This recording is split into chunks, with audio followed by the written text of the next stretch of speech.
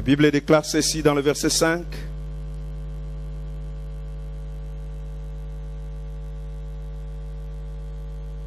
Verset 4. Le matin étant venu, Jésus se trouva sur le rivage, mais les disciples ne savaient pas que c'était Jésus. Toute la nuit, ils ont travaillé. Ils n'ont rien trouvé. Le matin, Jésus se trouva sur le rivage. À quel moment Jésus est venu? À quel moment? Sûrement la nuit. Alors que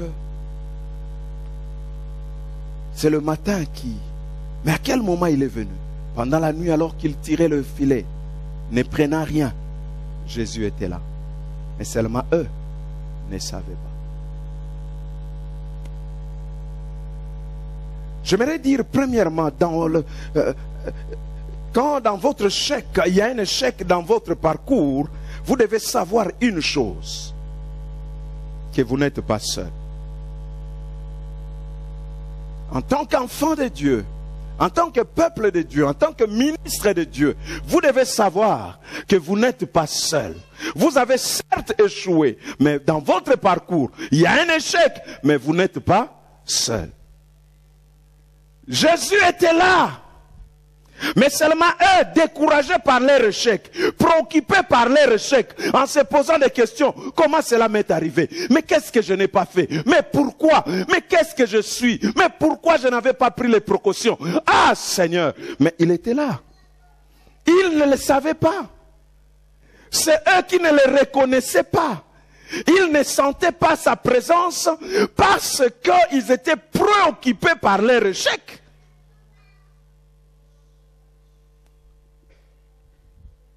Dans leur échec, mais il est là. J'aimerais que tu m'aides à dire à quelqu'un, il est là. Dans cette nuit où vous avez travaillé, lutté sans rien prendre, il est là. Dans votre désespoir, au sein de votre découragement à cause de l'échec qui a frappé dans votre parcours, il est là. Il est là. J'aimerais vous dire, le Seigneur ne nous abandonne pas parce que nous avons échoué. Il est là. Mais le problème, c'est eux qui ne le reconnaissaient pas. Mais il était là. Il est là avec vous. Mais c'est vous qui ne le reconnaissez pas. C'est vous qui ne sentez pas sa présence. C'est vous qui ne réalisez pas sa présence. Pourquoi? Parce qu'on nous a appris depuis tout le temps que Dieu est seulement avec vous quand tout vous réussit, quand tout vous sourit, quand vous avez le succès dans le ministère, Dieu est avec vous. Dès que les choses commencent un peu à basculer, ne marchent plus, comprenez que Dieu n'est plus avec vous. Mais je connais un homme qui a dit, même dans la vallée de l'ombre et de la mort, je ne crains aucun mal, car tu es toujours avec moi. Parce que même là, il est avec nous. Alléluia. Je suis venu t'encourager ce matin. Te dire, un échec dans ton parcours? Oui. Mais tu n'es pas seul. Il ne t'a pas abandonné. Il est avec toi. C'est dur, l'échec, mais lui ne t'a pas abandonné. Car il a dit, je ne t'abandonnerai point, je ne te délaisserai jamais. Il est là. Pierre pouvait dire, voilà, tout ça c'est Jésus. Peut-être avec le temps que j'ai passé avec lui 3 ans, j'ai perdu les techniques, les tacts de jeter le filet. Vraiment. Et en fin de compte, il est parti. On ne sait même pas où il est. Maintenant, nous sommes là. Je dois encore reprendre. Et je viens échouer comme un bête ici devant les gens. Ils me regardent devant et j'ai échoué. Vraiment. Si il ne m'avait pas associé dans ces histoires ici, je serais déjà loin. Jean, notre entreprise, nous l'avons vendue pour rien. Regarde ce que nous sommes devenus. Mais pendant qu'il pensait tout ça, préoccupé par son échec, pourquoi cherchant à se victimiser, à cherchant ceci? La Bible dit, il était dans les rivages. Il était là. Lui, il ne les a pas abandonnés. même quand ils ont échoué. Les hommes vous abandonneront quand vous échouez. Ceux qui vous acclament aujourd'hui, pasteur, les jours où vous allez échouer, ils vont vous tourner les dos. Ils vont aller chercher ailleurs. Ils vont frapper dans d'autres églises. Là-bas, notre pasteur a échoué.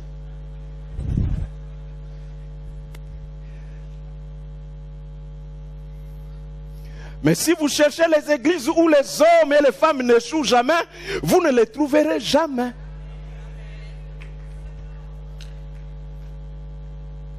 Alors si vous en trouvez une, les jours où vous entrez, c'est vous qui avez échoué.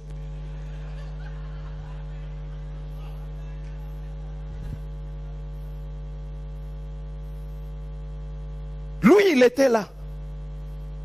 Les hommes vous tourneront le dos. Mais lui, il était là. Quand Pierre tirait, il n'y avait rien. Il était dans les rivages. Mais seulement eux, ils ne les reconnaissaient pas. C'est ça le problème. C'est pourquoi on est là, on lutte seul. On se bat seul. On souffre. Ça nous tourmente, ça nous agite. Parce qu'on ne réalise pas que c'est vrai, j'ai échoué, mais il ne m'a pas abandonné.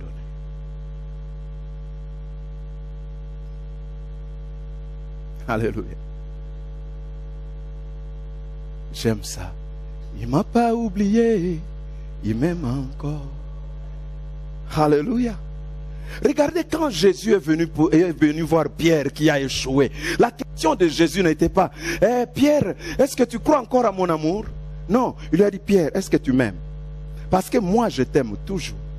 Le problème c'est que l'échec peut faire que la dose de ton amour pour moi diminue. Parce que tu dis, ouais, si je suis là, c'est parce que tu n'étais pas là. Non, j'étais toujours là. Est-ce que tu m'aimes, Pierre?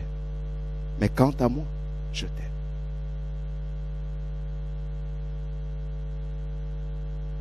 Il est là. Tu te sens seul parce que tout le monde s'est retiré. Tout le monde est allé. Les gens ne veulent plus te fréquenter. Ils disent, risque de me contaminer. Mais lui, il est là. Tu n'as pas abandonné. Aide-moi à dire à quelqu'un, il est là. Il est là. Dans mes désespoirs, dans mes découragements, il est là. Il est là. C'est pourquoi l'échec dans votre parcours n'est pas une finalité, ni la fatalité. Parce qu'il est là. Amen. Il est là. Mais c'est vous qui ne le reconnaissez pas.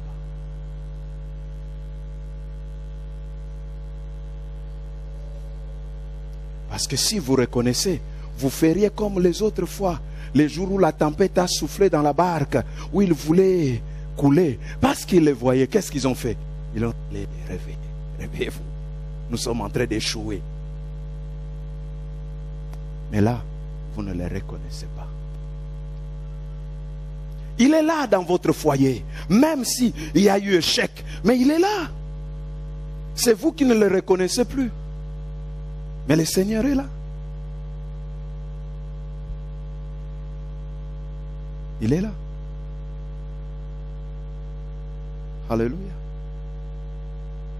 Écoutez ce qu'il dit le verset 5 dans ce passage. Alors que la Bible dit, il était dans les rivages.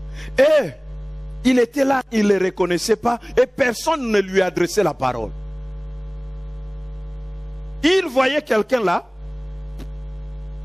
Personne ne lui adressait la parole. Peut-être c'est le Seigneur. Continuons, dit, ici on a échoué, tire le filet, tire là, mais ça ce n'est pas le... Écoute, ici, tu as réussi? Non, allez, tire le filet. Personne ne lui adressait la parole, parce qu'il ne les reconnaissait pas. Ils se préoccupaient à leur filet, à les laver. Sûrement Pierre disait, mais j'avais demandé déjà qu'on puisse préchauffer les fours. Maintenant, les gens sont en train d'attendre. Déjà, le barbecue a été déjà fait. Mais bon, maintenant, qu'est-ce que nous avons fait? Hein? trouver des solutions.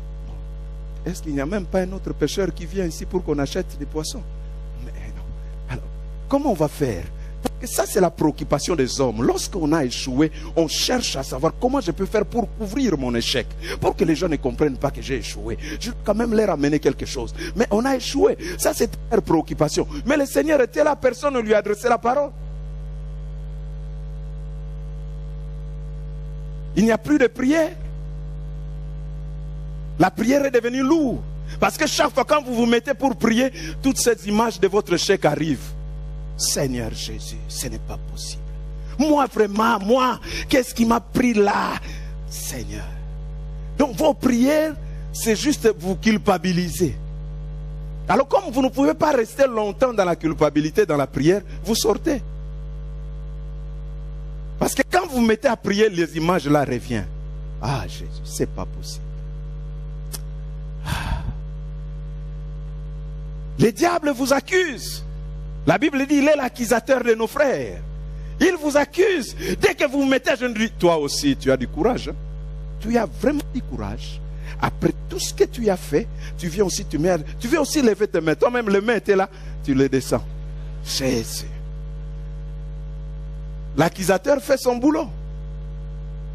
Et tu n'arrives pas à adresser la parole à Dieu. La louange est devenue lourde. Lourd.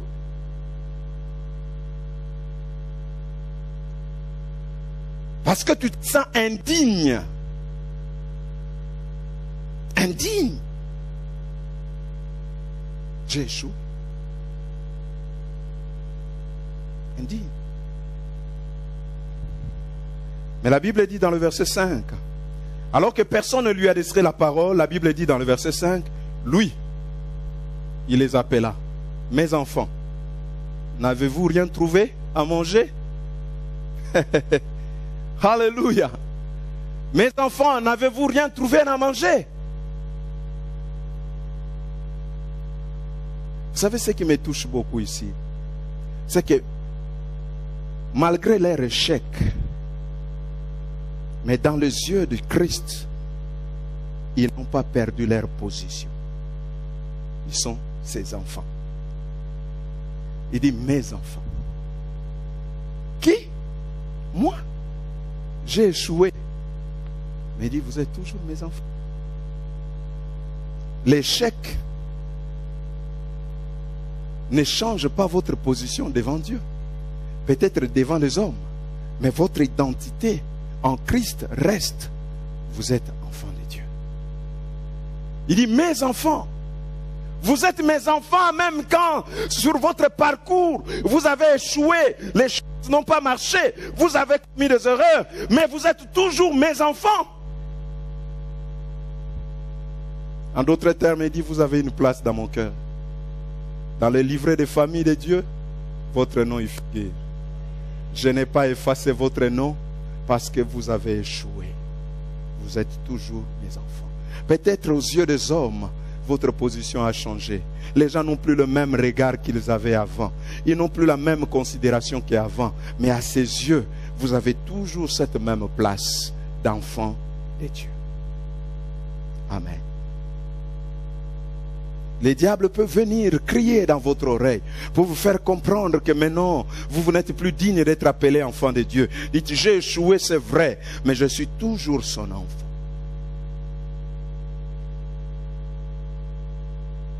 Je suis toujours son enfant. Si du moins ce matin, vous avez déjà donné votre cœur à Jésus-Christ. Si du moins vous l'avez déjà accepté comme Seigneur et Sauveur. Si du moins vous avez déjà confié votre vie à Jésus-Christ, alors la Bible dit, vous êtes un enfant de Dieu. Les enfants de Dieu ne sont pas immunisés contre l'échec. Ça les arrive aussi. Mais seulement, ils ne cessent pas d'être enfants de Dieu parce qu'ils ont échoué une fois dans leur vie. Dans leur parcours, il y a eu un échec. On cesse d'être enfant de Dieu. Non!